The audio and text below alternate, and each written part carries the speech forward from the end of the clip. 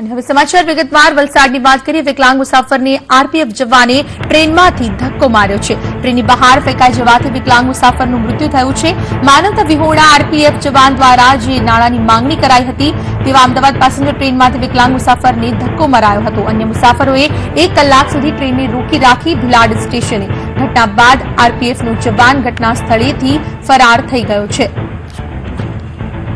સંવાદદાતા જાવેદ ખાન અમારી સાથે જોડાયા છે। જાવેદ, જે સમાચાર મળી રહ્યા છે અરેરાટી ભરેલી આ એક ઘટના કહી શકાય, માનવતાની જે શર્મસાર કરતી ઘટના છે, શું છે વધુ વિગત?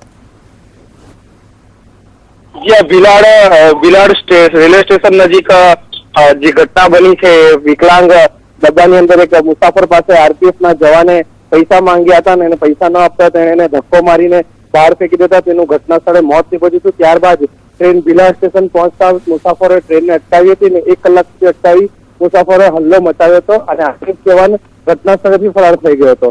તો ત્યાં હાલ પોલીસ અહીંયા પહોંચી છે અને ફરિયાદીઓની ફરિયાદ લઈને આરપીએફ પર કાર્યવાહી કરવાની તપાસ હતી। જાવેદ, ઘણા બધા સવાલ ઉભા થાય છે, આવી રીતની ઘટના કેવી રીતે બની શકે? નાણાંની માંગણી શા માટે કરવામાં આવી હતી અને આરપીએફના જવાનને લઈને શું તજવીજ હાથ ધરાઈ છે?